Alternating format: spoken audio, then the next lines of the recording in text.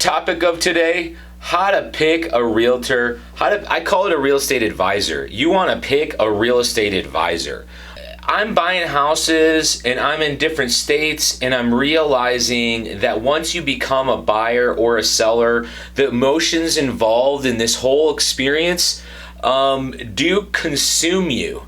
And you could have done hundreds of deals for other people, but when you step into this kind of situation for yourself, it is really important that you have a real estate advisor there.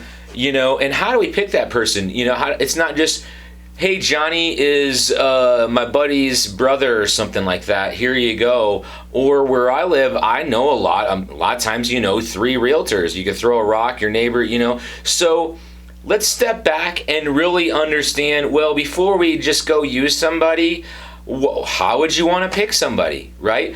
I want somebody that they're not doing and talking about things they did 2 years ago or 3 years ago, or what they used to do, or what they've been doing for 15 years, and they really aren't doing a whole lot of it today, and as we sit on the ground. So that's kind of, ask them, how many sales did you have in the last 6 months to a year? Those kind of things. That brings me to their track record. If somebody's in the game and they have a track record, they want to talk about it, and I want to know, I want to know about things this last few years, not 5 years ago, right? And resources. I think a good way to pick anybody is when you think of them, they just always have somebody to get you in touch with. And that's what I'm learning true resources to me are. I always looked at resources as, cash in the bank or, those kind of actual resources, but I'm now learning to keep my resource list tight. And the people I promise I'm going to send to you is going to be a conversation like this.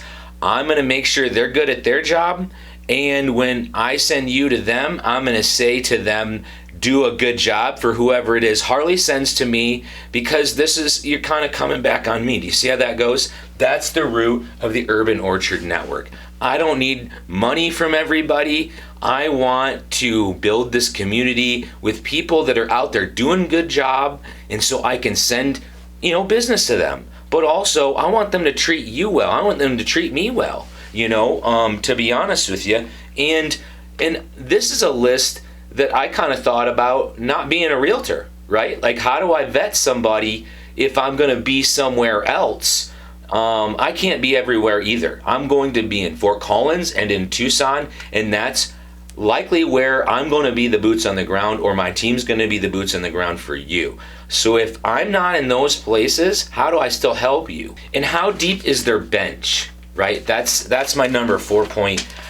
If I'm not here in Northern Colorado, I assure you, I've already talked to them, that I have somebody of my quality to step in, show you houses, do whatever.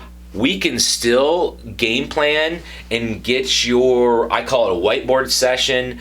I can do this with you from anywhere in the world, I believe. But when you're talking about actually buying the property, you want boots on the ground. And that is, how deep is your bench, okay? Who is it that I have in Tucson? Who is it that I have in Fort Collins or Northern Colorado that you will be relying if I'm not around? And therefore I need more than one of just Harley, right? I don't need a huge team. I don't need a whole brokerage.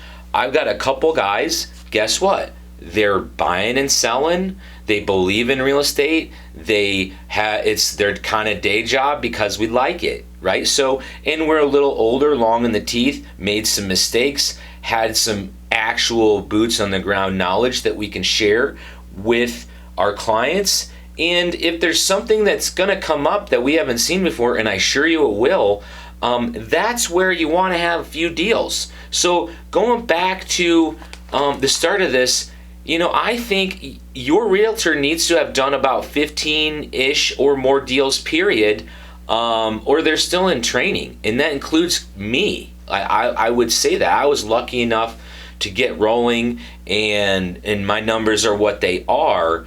But honestly, I think that's the number, and I'm going to throw that out there. We can put some comments in there. But how to pick a realtor, there is 5 tips. We'll get this edited, but I just wanted to get my ideas out there, because maybe this is how you pick or choose anybody you're going to do business with, right? Have them really understand that they understand what the hell they're doing before we do business with somebody, instead of, hey, it's just a friend of mine, and vet me. I would love, the problem is I'll talk your ear off, but that's kind of where I think my successes come from. When I pick up the phone, I often do not know the person at all in my business, and I have to listen to them, hear what's going on with them, and then also I kind of look at it like, if I'm you, this is what I'd want to know, and I think that gives them my resume quickly. I also have actual sales that I'm not talking about 5 years ago. You can look me up, and my photography is kind of my resume. It says, this is what I'm going to do when I sell your house, whether it's a $200,000 house or $1 million house. I'm going to try and do my damn best. Like, it doesn't matter to me. You're all important.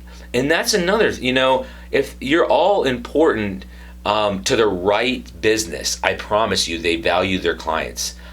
So this is a good, passionate thing for me. But, love you all and have a great day. But think about your choices and make the people prove to you that they know what they're talking about, I think, right? And that's the essence of this video. So have a great day.